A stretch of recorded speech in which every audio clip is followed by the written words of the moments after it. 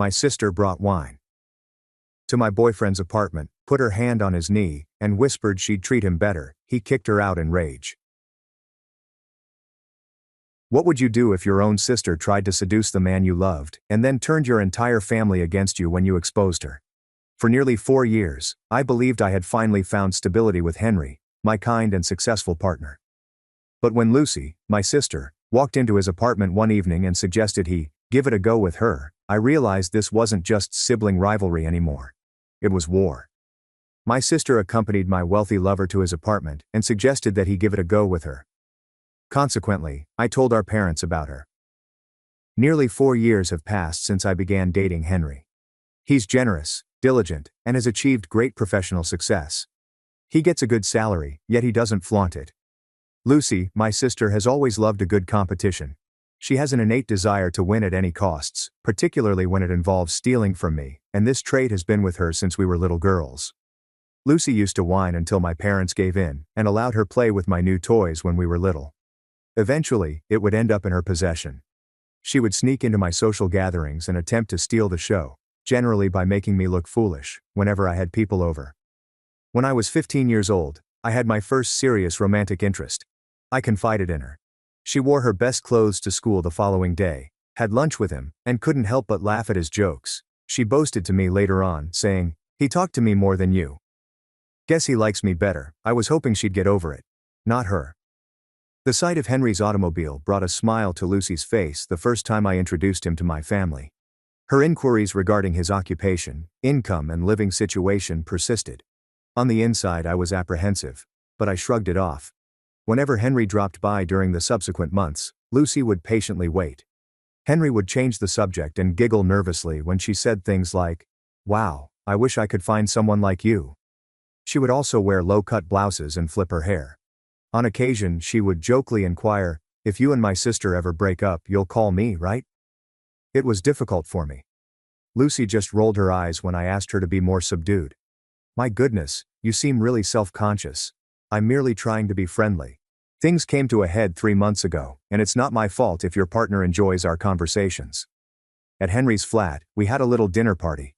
Dressed for a night on the town, Lucy arrived in a figure-hugging dress and high heels, her scent wafting through the room. Throughout the evening, she remained fixated on Henry. She leant in close while he spoke, touched his arm, and muttered something in his ear, all of which clearly unsettled him. Separated from her, I inquired as to her whereabouts. Laughter escaped her lips. So that the evening wouldn't be destroyed, Henry begged me to let it go instead of kicking her out. "Relax. I'm just making conversation. You should be thanking me for keeping your man entertained." Henry spilled the beans a week later, and I felt sick to my stomach. While I was at work, Lucy showed up to his flat without warning. Bringing a bottle of wine, she explained that she was lonely and needed to chat to him. According to Henry, she began to vent about her feelings of isolation while sitting on the couch next to him with her legs crossed. At that point, she placed her hand on his knee and threatened, "If you ever get bored with my sister, you know I'd treat you better." Henry made it quite apparent that he was not interested and ordered her to go. He also informed me without delay. I contacted Lucy later that night and inquired as to whether she had gone insane. There was no denial on her part. "You seem to be taking things too seriously." "I was only kidding," she added with a mischievous grin. Henry could have removed me from the premises if he had desired. She made fun of me when I brought up the fact that Henry had actually removed her. Whatever. Maybe I was just testing him. You should be glad he passed. He was tested. She used that as an excuse. I called her out on her attempt to ruin our relationship, calling her pitiful, self-centered, and repulsive. She fired back. "You're just mad because you know I could take him if I wanted to. You've always been jealous of me. I was done with you." I informed her that our sisterhood was over. Forget about phoning each other or visiting. We won't even pretend to be family anymore. Despite her indifferent laughter, I could sense that my remarks had an impact on her. My folks pleaded with me to let her go after they found out. My mom insisted, "She's your sister. You can't just throw her away over a man." I calmly countered, "This isn't about a man. It's about respect. And she's never respected me." Naturally, Lucy went on to tell everyone in the family that I'm being hyperbolic and attempting to ruin her life for no reason at all. On Facebook, she has been sharing nebulous quotations about inauthentic people and the destructive power of jealousy on relationships. Now we reach the meat of the matter. A friend of Lucy's, someone I don't even know very well, sent me screenshots of Lucy boasting about something in a group chat. In her text, she said things like, "I could have had him if I wanted. She should thank me for not stealing him." My parents received screenshots of this conversation from the same buddy. She couldn't believe Lucy would confess, my mom said me as she sobbed over the phone. She hasn't heard from my dad in weeks. Henry, on the other hand, informed me that he feels incredibly fortunate to be with someone who isn't game. We are more powerful than before. Lucy is unable to proceed with anything. I have been unable to receive her calls from unfamiliar numbers. The truth has finally broken through, and my parents no longer pressure me to make amends. This time, she lost in front of everyone, even though she usually succeeds when she plays her manipulative game. After 2 weeks of hearing nothing from Lucy, I began to wonder if she had finally understood. A call from the building security department interrupted my examination of quarterly reports as I sat at my desk. The guard's voice was tight as he described a stranger in the lobby who claimed to be my sister and wanted to see me. The realization that Lucy had located my office and was actually present sent a shiver down my spine. No matter what, I urged security to keep her down. I then recalled that our building's security software provided access to the lobby cameras for the convenience of our staff. I retrieved it from my phone and beheld her, a vibrantly dressed woman, at the security station, toting what appeared to be a gift bag adorned with tissue paper protruding from the top. As the two soldiers continued to shake their heads in disapproval, she made increasingly frantic gestures at them, her face turning redder by the second. Even though the video didn't capture her voice, I could make out her fast-talking sob story about how she needed to apologize to her sister. Afterwards, I observed her get her phone and begin filming the guards, alternating between them and herself as she continuously moved her lips. Arriving lunchtime workers couldn't help but gawk at the situation, with a few even taking out their phones to film the lobby drama. Both guards maintained an air of professionalism while appearing uneasy. One pointed to the door, while the other remained at the desk, likely phoning for reinforcements. I texted Henry to let him know what was happening, but my hands were trembling so badly that I could hardly type. Without delay, he responded, inquiring as to whether I would like him to exit his office and fetch me. Even though I was shaking from head to toe, I insisted that I needed to deal with this on my own. Having received a call from security regarding the issue downstairs, my manager rushed over at that very moment. Concerned that I looked too pale, she wanted to know if I should go early or if we should contact the authorities. She nodded and took up her desk phone to call security to document everything that was happening for my records. My phone rang 20 minutes after Lucy was eventually led away when a message arrived from an unknown sender. Lucy included a photo of herself sitting in her car, her mascara dripping down her face, and a message in which she claimed I was harsh for making fun of her, but that she really only wanted to buy me a birthday present for my mom. The entire justification became even more absurd when one considered that Mom's birthday was still 4 months away. Later that night, Henry dropped by, and we sat on his couch, debating whether or not his apartment needed security cameras. We were both aware that this was just Lucy trying to gauge my reaction to her behavior and see how far she could push me. She was clearly pushing my boundaries. Lucy had returned home in a state of convulsions after being humiliated at my employment, so Mom called at 9 o'clock that night, unhappy. Mom became silent for a second after I told her that Lucy had turned up unannounced and made a scene. But then she sighed and said that Lucy had been acting incredibly erratic as of late, using that very term. That night as I lay in bed, I stared at the ceiling and thought about all the occasions that Lucy had acted out in our childhood, made up stories to make herself look bad, and then lied about it. My chest tightened at the sight of the design because I recognized it.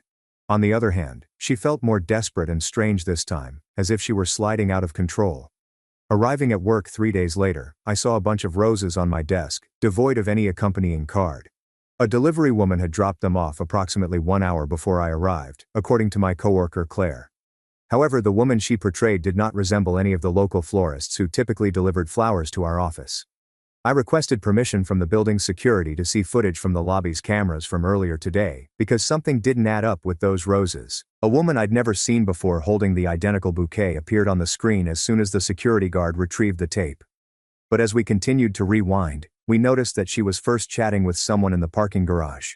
Lucy was obviously giving the woman what appeared to be a $25 bill as the guard panned in, and my stomach fell at the sight of the woman gesturing toward the entrance of the building. After stealing the money and flowers from Lucy's car, the woman hurried inside as Lucy sped away. I asked the security guard to record it and send it to me via email right away.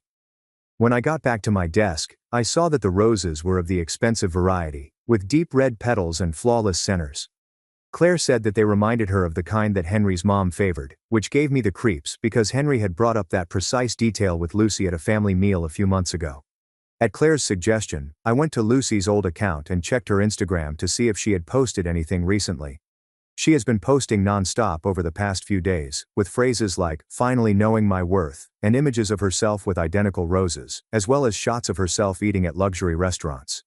Patience pays off in the end, and the proper person will realize what he's been missing. This doesn't make sense. Lucy brings a present bag to work and says it's for their mom's birthday, even though it's still 4 months away. What a feeble justification. What she had in mind with that security measure is now completely puzzling to me. She uploaded the photo of the roses exactly 1 hour after the delivery lady departed my building, according to the timestamp. Henry informed me via text that his co-worker Brad had sent him an unusual message earlier that day. According to Brad, the barista at the coffee shop in their building that morning was asked about Henry's typical order by a woman who bore an uncanny resemblance to his mother, resemblance to the sibling Henry had mentioned. She informed the barista that she needed to know her sister's boyfriend's precise coffee preferences so she could surprise him with a gift. Even though the barista hadn't divulged any details, Henry should have known since she was someone Brad had remembered from last year's company holiday party. Because Henry's workplace was 25 miles away and she had visited both locations that morning, I read the note with trembling hands. Later that night, Dad gave Mom a weary-sounding call when she was at her book group. According to him, Lucy had been requesting little amounts of money from them recently, stating that she needed it for treatment sessions in order to address her concerns. She became defensive and insisted that they should have faith in her to manage her own mental health when he demanded documentation or the name of the therapist. Over the last month, he had handed her about $2,000. Nevertheless, something seemed wrong since she never appeared to have any appointments on the days she said she had them.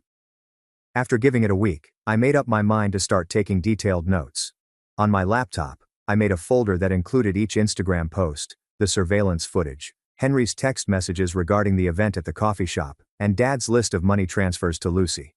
I also included screenshots of each post. After I showed everything to Claire, who works in human resources for a computer company, she became extremely serious very quickly. This, she claimed, was classic stalker behavior, and I should think about getting a restraining order before things got worse. That evening, I began filling out forms that I had downloaded from the courtroom website. After another 3 days, Henry sent me a LinkedIn message purporting to be from a tech-forward solutions recruiter. Using a stock photo of a woman dressed for work, the profile gave off an air of professionalism. However, the letter was strange, describing a fantastic chance that necessitated a quick rendezvous in a downtown coffee shop. The moment I read it, my blood froze because it was exactly what Lucy wrote. Henry had mentioned that the manner seemed similar. Consistent use of punctuation and emphasis on specific words. Even though he thanked them for contacting him, he had already responded professionally by stating that he was not interested in new chances.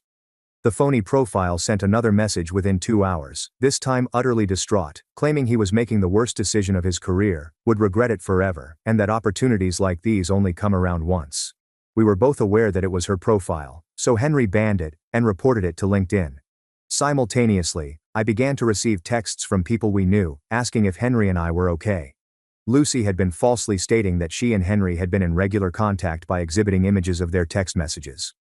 I discovered that she had meticulously clipped out the dates from older communications before the incident, and was portraying them as recent when I requested to see these screenshots. The images that Lucy had shown her friend were actually from Henry's birthday supper 2 years earlier, but Lucy had altered them to erase the date stamps, so I knew they weren't from that special occasion. After a few days, I saw her car in the parking lot, as I was supermarket shopping for dinner ingredients. That ding on the back bumper of that eye-catching red Honda. I felt a chill run down my spine, and I gave up on my optimistic cereal aisle cart. I hurried to my car, my heart racing as I pondered whether she was really trailing behind me, or if it was all a coincidence. I took an alternate route home, nervously checked my mirrors the whole way, and didn't calm down until I was safely inside my locked car. After waiting 2 weeks, Mom eventually called to confess the truth about what had been happening at their house.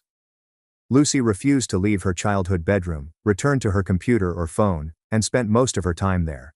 Several times a day, Lucy would reload Henry's profile page and stare at his professional headshot, which Mom had seen she did obsessively.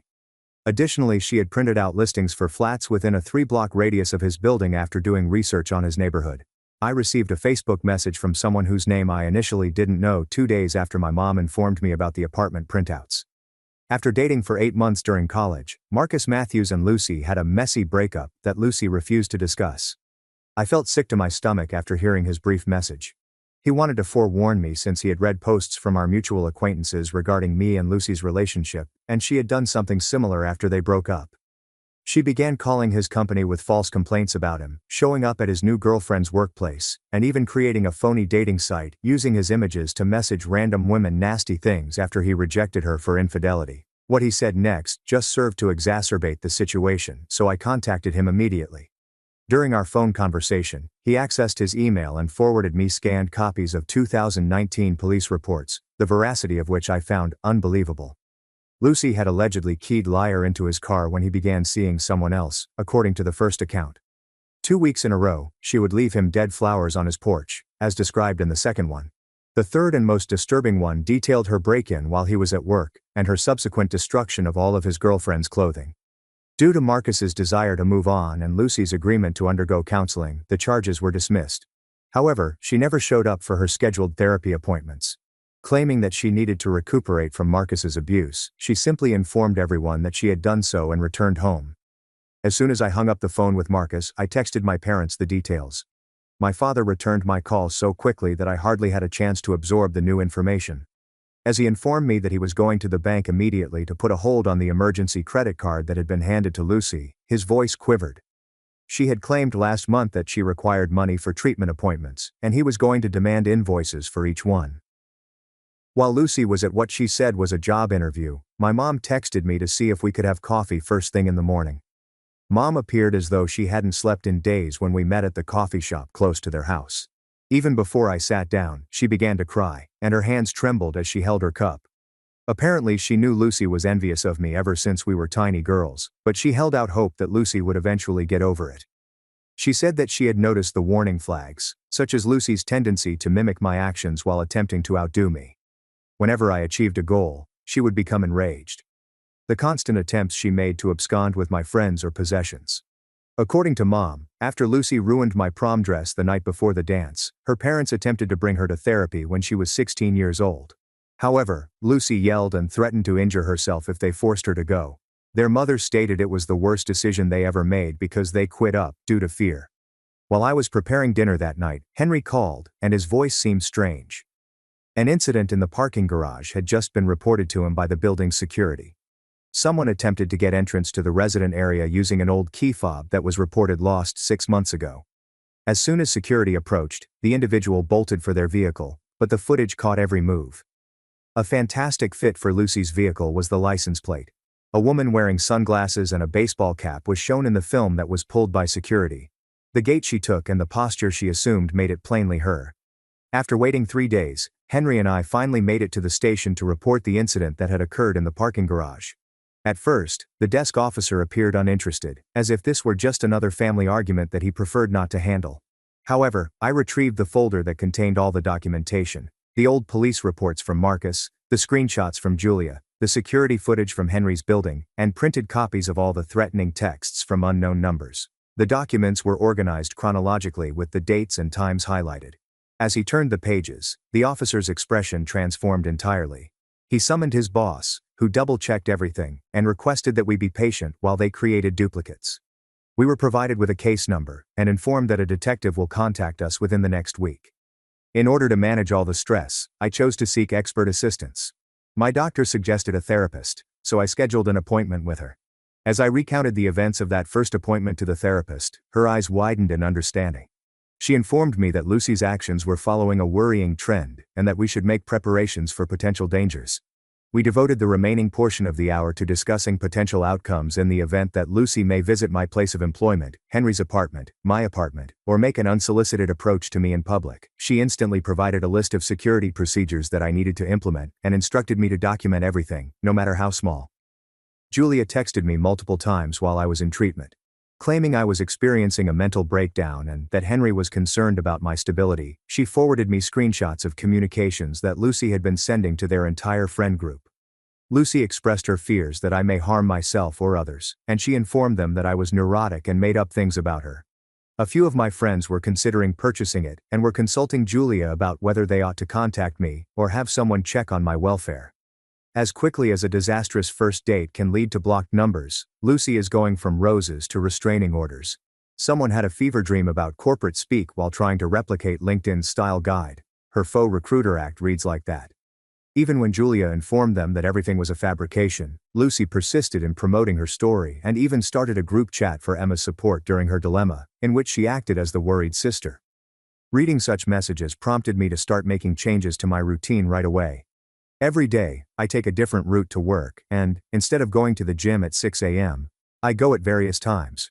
Compartment, varying the times and locations of my lunch breaks, and refraining from sharing my whereabouts on social media. It was tiring to be on high alert all the time. I had to check my mirrors as I drove, scan every room I entered, and jump whenever someone got too close to me. My sister played the villain in what seemed like an espionage movie. After working for almost a week, Henry returned home to see something gleaming on the floor of the hallway outside his apartment. Something nobody of us noticed was the silver earring he picked up, which had a tiny pearl. To check if anyone had reported it missing, he brought it down to security. Things were strange once more at that point. After reviewing the surveillance tape from earlier in the day, the security guard confirmed that an individual like Lucy was seen conversing with a maintenance worker near the service elevator. This time, instead of her usual baseball cap, she sported a medical mask, as if she were suffering from allergies or something. She spoke to the maintenance guy, and he shook his head in confusion. She swiftly departed after giving him anything. A woman approached the maintenance worker and claimed to be Henry's sister, who had locked herself out while visiting. Security summoned him down, and he explained the situation. She insisted on waiting for Henry in his apartment, but he informed her that doing so was against company policy and that she should instead use the lobby. Anger and a $25 note were her weapons as she swung her tantrum and walked off. The entire encounter was awkward for him, so he tossed the money aside. On his computer, the building manager retrieved the maintenance logs for that week and began to scroll through them. He paused at a Tuesday entry that revealed someone had reported a water leak in Henry's unit and submitted a work order. Tenant contacted back to confirm it was a false alarm, and the order was then cancelled 25 minutes later. The number that called did not correspond to any tenant in the building, according to the manager's review of the phone records. He presented us with the printed logs, stating that we should report this activity since it was highly suspicious. My phone started beeping non-stop with Instagram notifications at 3 a.m., a week later. Lucy had managed to unblock herself and was sharing old family images from our childhood. I shook my hands trembling as I grabbed screenshots of every photo and description, which said things like, "Missing better times," "Before everything changed," and "Family is forever." Eventually I blocked her new account. Upon viewing the posts the following morning, Claire contacted me and extended an invitation to spend a couple evenings a week at her apartment. She advised me to be unpredictable and change things up if Lucy was observing my tendencies. I began spending Tuesdays and Thursdays at Claire's place while she worked night shifts, so I packed a suitcase and started living there. After 3 days of searching their Amazon account for a refund, my dad called me, sounding perplexed. He discovered that Lucy had made unannounced purchases of books using their stored credit card. Winning back trust after betrayal, manipulation tactics in relationships, and strangely, corporate espionage for beginners were some of the titles that made him sick to his stomach. The harm had already been done when he canceled the orders and terminated her account access. The big public demo day, when Henry's company showcased their new software to prospective investors, was 2 weeks away. As I sat in the audience, engrossed on Henry's presentation, I noticed an old acquaintance arriving a little late, dressed in a sharp suit. During the Q&A, Lucy pretended to be an investor and asked technical questions, having somehow learned about the event. She quickly began to express her remorse to Henry, after cornering him near the coffee stand during the break.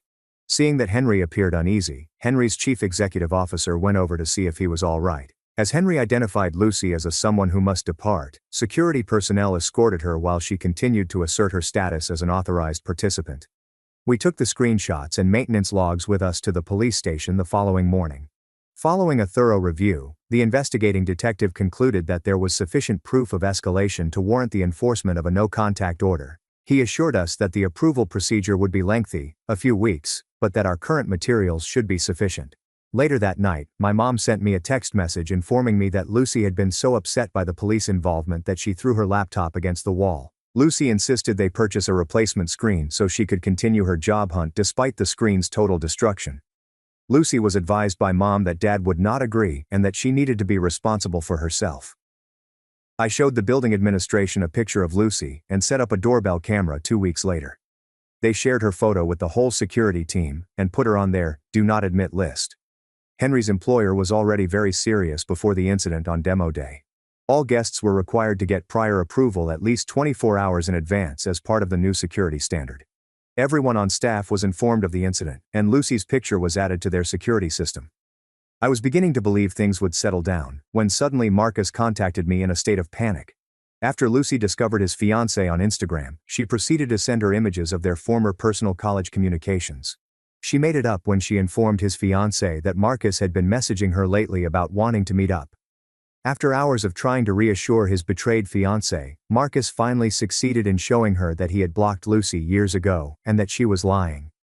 The following day, Marcus's fiancée contacted me to express her desire to assist us in obtaining a no-contact order. A co-worker had been sending her anonymous messages about Marcus's infidelity, and she brought them over with printed emails that proved it. The communications appeared to have originated from many email accounts, however they consistently employed Lucy's peculiar expressions. With a slight tremor in her palm, she passed the stack of documents to me. Marcus's fiancée also presented screenshots displaying the dates and times from her workplace computer. As I patiently read each communication, Henry went through everything and began compiling a file. Then it hit me like a ton of bricks. Lucy was more interested in what I had than before. So that no one could ever own it, she wanted to destroy it all.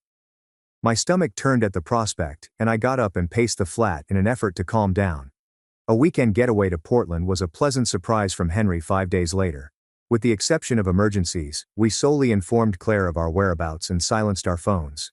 We dined at food trucks and strolled the city for 2 days without mentioning Lucy once. It was great to just be ourselves without anybody watching. Upon our return on Sunday night, we discovered numerous scratches surrounding the lock on my apartment door. The metal appeared to have been picked with the incorrect instruments, as it was all scratched up. Although nothing was amiss within, my doorbell camera mysteriously ceased functioning at that very moment. The external surveillance tape was retrieved by the building management, and Lucy was plainly visible. At 2 a.m, she splattered black paint on the lens of my doorbell camera. Prior to attempting to pick my lock for 25 minutes, she stormed out of the room, kicking the door in her annoyance, as seen on camera. On Monday morning, we immediately brought the footage to the courtroom. A temporary restraining order was immediately granted after the judge watched the film twice. After scheduling a full hearing for 2 weeks from now, she had the document forwarded to Lucy that very afternoon. That night, my dad called me sobbing. Lucy had accused me of stalking her when the sheriff had served her with the papers.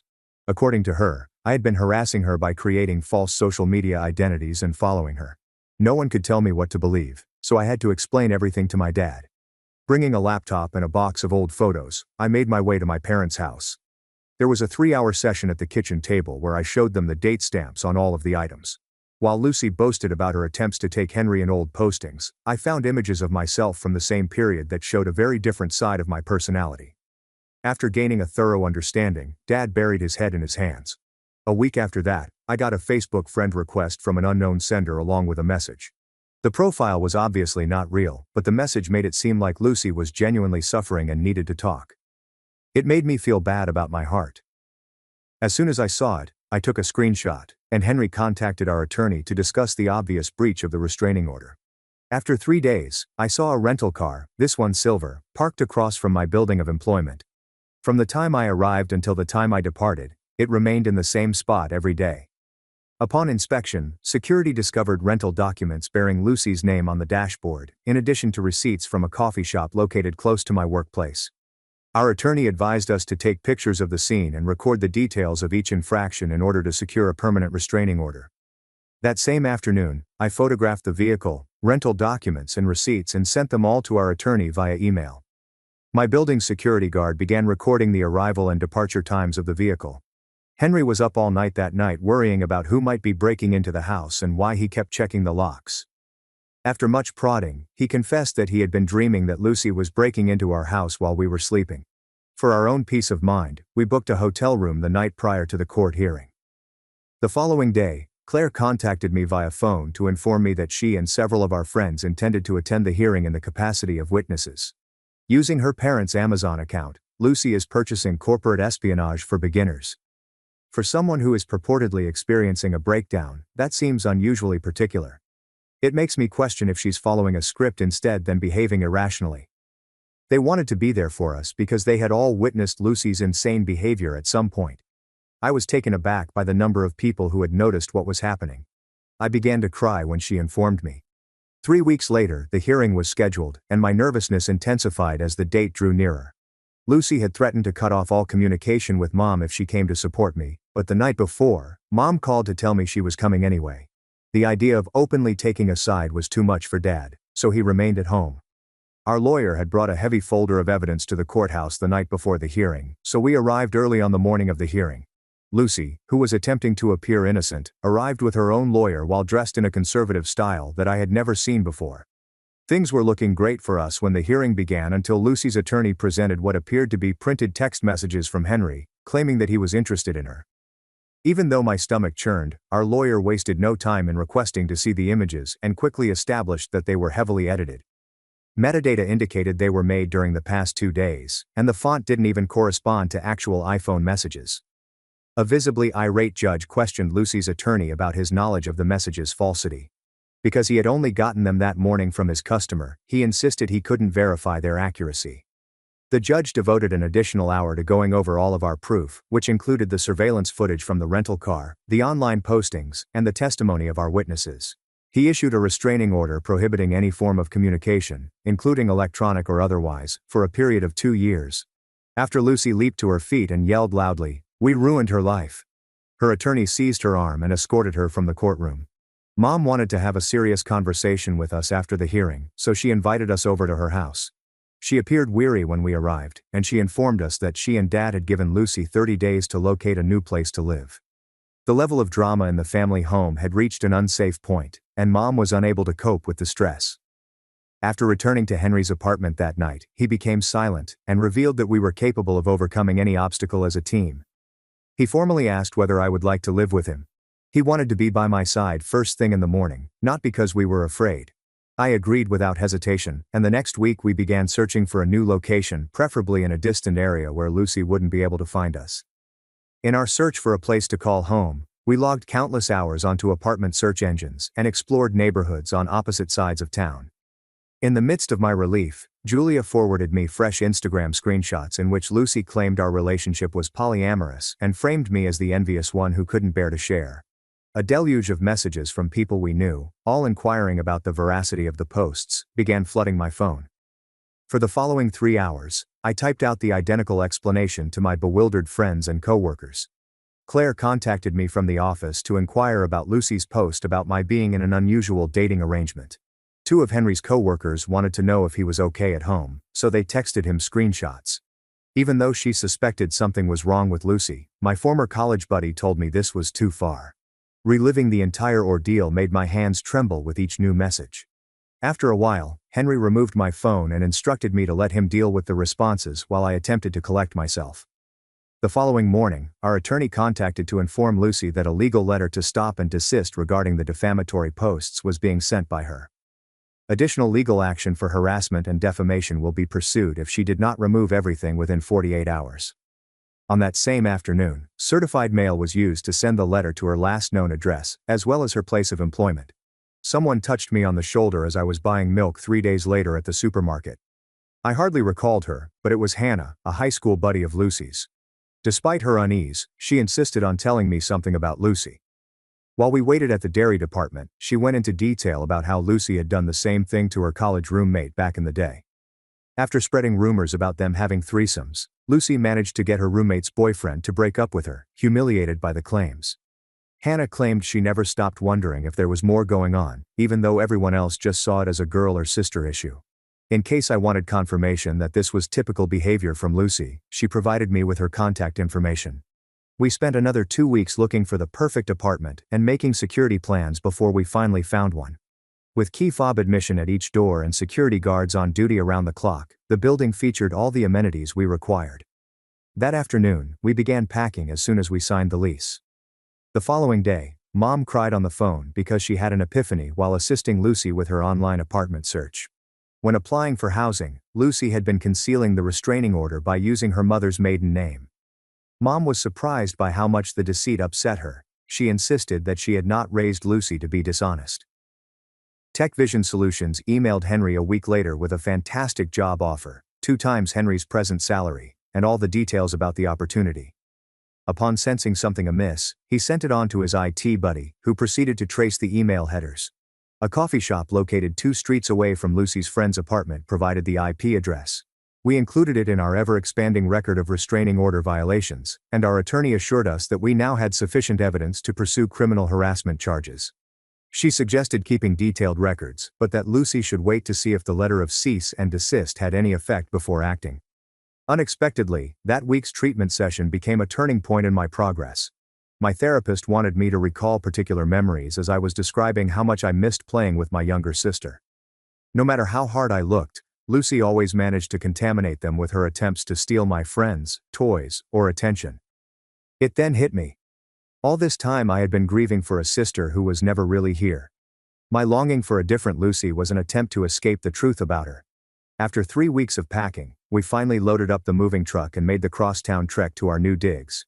Before granting us access to the parking garage, the security guard verified our identities by checking our IDs and key fobs. We spent the day arranging our new home security system and relocking the doors after we moved in. I slept for 8 hours straight that night without waking up in a panic, which had not happened to me in months. The following morning my dad sent me a text message informing me that Lucy had moved in with a man she had met online, a man she had known for precisely 1 week. She was making such careless choices, and he was troubled about it, but he knew he couldn't stop her. Now that her family has pulled back, he claimed, she seems to be in an urgent need of a caregiver. After 3 days, Claire finally called me at work, and her voice was so trembling that I could hardly make out what she was saying. Someone had contacted her employer's human resources department, saying they were checking my history for a government position. Strange queries on my mental health, and a history of false accusations against family members were among the many that they probed. The caller wanted to know if Claire had ever witnessed me being emotionally unstable or violent, so her boss summoned her to a meeting to answer their questions. The HR manager became concerned when the caller began asking very intimate questions about my relationships and couldn't produce any formal documents. A prepaid phone purchased with cash at a gas station 25 miles outside of Seattle was the one that was ultimately linked to the call. The caller was familiar with details such as my college and my first job upon graduation. The Human Resources Department at Claire's company reported the incident to the authorities because it is a federal crime to impersonate a government official.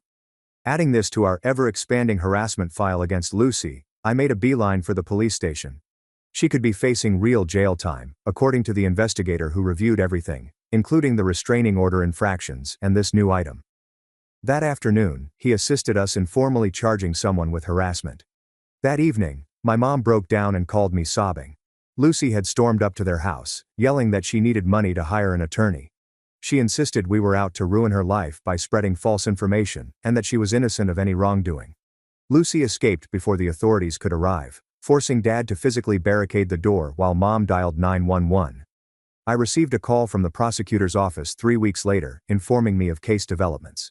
If Lucy admitted to the harassment, they would accept her plea deal and give her 6 months of probation with therapy as a condition. She faced a possible 18-month prison sentence if she declined and went to trial. A woman approaching me at Pike Place Market the following Saturday had Lucy's identical hairdo.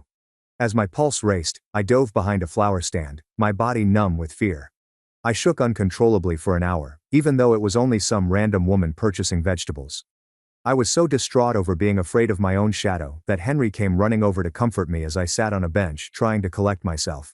2 days subsequently, the prosecutor contacted to inform Lucy that she had declined the plea bargain and was now seeking a trial. She insisted we were all plotting against her and that she was innocent. We were cautioned by the judge that any contact with us would lead to instant arrest, and the trial date was set for 3 months in the future. Marcus, via his attorney, made contact, stating that he would be willing to testify regarding Lucy's history of harassment and aggressive behavior. His fiancée has also consented to testify regarding Lucy's recent communications with them, including texts and phone calls. They had recorded everything, even the voicemails in which Lucy threatened to call off their wedding unless Derek helped her. It would be like presenting crayon-written evidence to court, the phony texts with the incorrect font. That was such a clumsy effort that even Judge Judy would have found it funny. In an effort to alleviate the emotional and mental strain this situation was putting on Henry and me, we enrolled in couples therapy. With the therapist's support, we were able to overcome our crippling worry that Lucy may reappear at any moment. We practiced skills for controlling trauma responses and re-establishing a feeling of safety through these exercises. I was informed by Mom that Lucy's new roommate had ejected her 2 weeks into treatment. She was discovered by him as she rummaged through his desk, attempting to get his financial records and credit card details. She started claiming to be a victim of circumstances on social media and began sleeping on people's sofas. For the first time in weeks, I returned to work full-time the following Monday. In addition to staffing the main entrance with additional security guards who now verify identities, the corporation has upgraded key card readers on each floor. While I was working, Claire brought me coffee and demonstrated the panic button that had been placed beneath my desk. Coming back was strange, but it was nice to get back into a pattern. Henry contacted me 3 days subsequently via his office, his voice betraying his confusion. While he was in the middle of a discussion, someone dropped an unreturned envelope on his desk. There was a prepared letter inside that warned him to get the hell out of here, because I was exactly like my sister. Just like Lucy annihilated everyone in her path, the letter warned that I will reveal my true colors and ruin his life at some point. Henry promptly took it to our attorney, who subsequently forwarded it to the appropriate authorities for fingerprint examination. Despite its typography, the forensics team was able to match Lucy's partial prints from her prior arrests to the paper. Not only that, but they found a watermark on the paper from a brand that was exclusive to 3 stores in Seattle. 2 days prior to the letter's arrival, Lucy was caught on camera purchasing that particular paper, according to security footage from one retailer. It was further proof supporting the harassment allegations, which our lawyer had been amassing. The following week, we had another meeting with him, and he informed us that Lucy's public defender was vigorously advocating for a mental health evaluation. Their argument was that she required treatment rather than incarceration because she lacked the mental capacity to stand trial. This was a typical defense strategy, the prosecutor told us. It rarely succeeded but could put things off for months. 2 hours after that, at the crack of dawn, I was back at my kitchen table, putting pen to paper for a letter I would never send. I detailed my childhood fantasy of having a sister and how that fantasy was always just that, a fantasy. Over and over again, I detailed the birthday celebrations she destroyed, the friendships she pilfered, and the trust she broke. My grief over the relationship we may have had if she could have loved rather than taken was detailed in my writing. Every time I remembered all that she had done to Henry and me, a fire would ignite in my chest, and I would write about it. Even though I knew I wouldn't mail it, I needed to get the words out, so I folded it and stashed it away. The results of the court-ordered mental examination arrived 2 weeks later. An antisocial form of narcissistic personality disorder was Lucy's official diagnosis, according to the psychiatrist.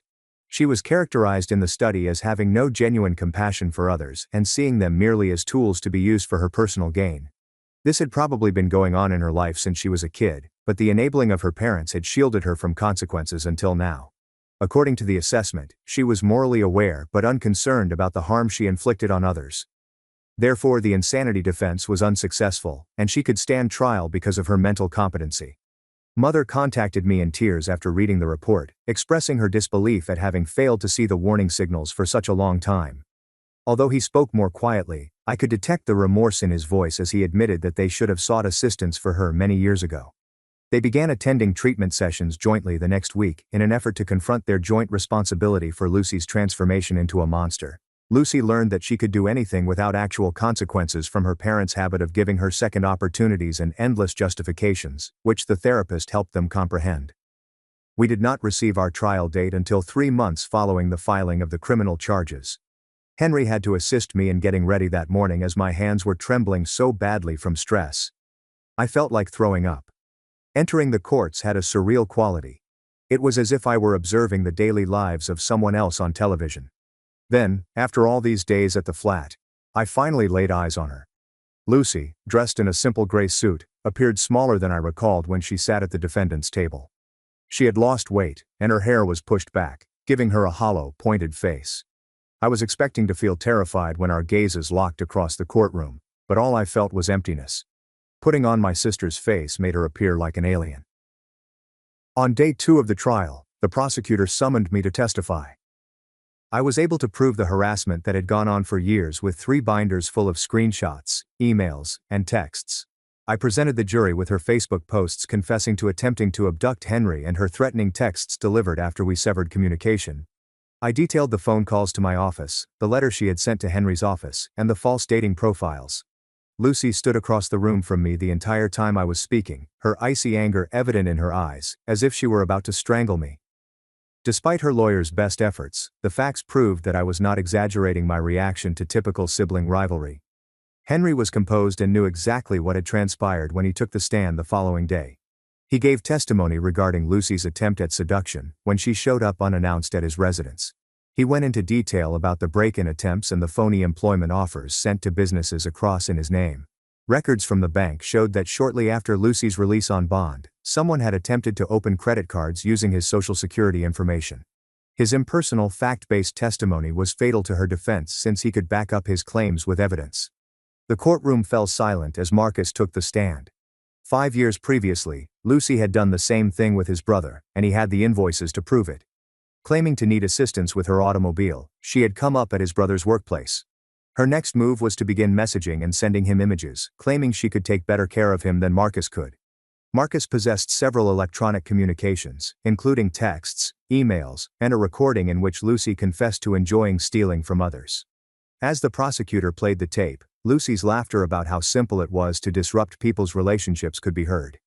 Additional evidence was presented by my counsel that Lucy had created phony social media profiles in order to communicate with Henry's co-workers.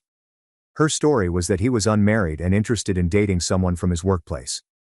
According to 3 separate women's testimony, they had all received messages from accounts utilizing photographs of Henry, but with different identities. The gallery began whispering, prompting the court to issue 2 orders for silence. After Lucy's attorney argued that the evidence was entirely circumstantial, the prosecutor revealed the most devastating piece of information. At 3 a.m, Lucy tried many keys to Henry's door, as shown on security footage from Henry's building. 2 days subsequent to the issuance of the restraining order is the timestamp. At last, Lucy got up on stage to try to portray the whole incident as an innocent misunderstanding. She said I was fabricating everything, and that I had always been envious of her. Prosecutors presented her with screenshots in which she boasted to her friends about her attempt to steal Henry, and she fell mute. Message after message detailing her plans was shown. She was going to put Henry through his paces until he realized I was his mistaken sister, according to one message. Yet another claimed to have already decided on the location of their nuptials. Her explanation of Henry's credit card applications was requested by the prosecutor. She fumbled through a statement about how prevalent identity theft is nowadays. Next, they uncovered articles in her laptop's search history that discussed creating accounts under a false identity. Deliberation by the jury was a mere 40 minutes. On charges of criminal harassment, stalking, identity theft, and restraining order violation, they returned guilty verdicts. Upon hearing the judge's decision, Lucy shook uncontrollably. A residential mental health facility for 6 months, 18 months of probation, and mandatory psychiatric therapy were her punishments. On top of that, the judge protected Henry, myself, and our families with a permanent restraining order. For the security systems we had built and the legal bills, she was ordered to pay $25,000 in reparation. The judge ruled that Lucy had a concerning pattern of escalation, despite her lawyer's efforts to secure a reduced sentence. My mom snatched me off the street outside the courthouse and embraced me tightly. In a low voice, Mom told me that she was pleased with my courage in defending Henry and myself. Standing beside us, Dad's eyes welled up with tears. Henry and I went to our go-to Thai joint for supper a week after that. Nothing about winning or losing was brought up. What was discussed instead was progress toward our shared goals and the future. When the owner found out we were going through a bad time, he surprised us with complimentary dessert. Lucy checked into the rehab facility that the court had ordered 3 days later, according to a text message from my dad. A halfway home for those struggling with OCD and other related conditions was her current residence. She was initially scheduled for a 6-month program, with the possibility of extensions pending improvement. That night, I removed all but one photo of Lucy from my phone. When we were 6 and 9 years old, we used to go to the beach and construct sand castles before it became a competition. I held on to it because I want to recall the days when she was simply my sister. 2 weeks after we moved into our new apartment, Claire hosted a housewarming celebration. Our previous building lacked adequate security, so we relocated across town to one that had doormen who checked IDs. Those friends who had been there for us through the ordeal were the only ones she invited. No one once brought up Lucy's name the whole night, even though everyone brought food. I don't understand why Lucy's attorney didn't challenge that handy security film from 3 a.m. The buildings seemed to magically provide ideal camera angles at the exact moment they were needed. That mental examination is also quite textbook-like. It meets all the criteria for a diagnosis. Lucy was completely silent for 6 months. Through my lawyer, Lucy's therapist wrote a letter stating that Lucy wants to communicate. Apologizing or admitting guilt wasn't it. She acknowledged the need for assistance and expressed her efforts to comprehend her actions in her writing. A single reading was enough for me to tuck it away in the past folder. Some relationships are best left in the past, and some bridges should remain burned. That night, Henry saw me gazing out at the Seattle skyline from our new apartment's window. As we stood there, holding hands, he showed me how the ferries crossed the sea. We were both aware that we had survived something that would have killed us, so there was no need for words. Even though the restraining order would remain in effect indefinitely, the terror was beginning to subside. We were given fresh locks, new habits, and the opportunity to construct anything without being watched. I was no longer involved in Lucy's path, even though she was receiving assistance. After 3 years of guarding Henry's and my creation, we could finally enjoy it. In the end, I learned something painful, but necessary. Family is not just about blood, it is about respect, trust, and care. Sometimes the people who share your last name can wound you the deepest, and the people who choose to stand beside you, partners, friends, even colleagues, become your true family. I may never have the sister I once wished for, but I now know that real family is built on love that protects, not envy that destroys.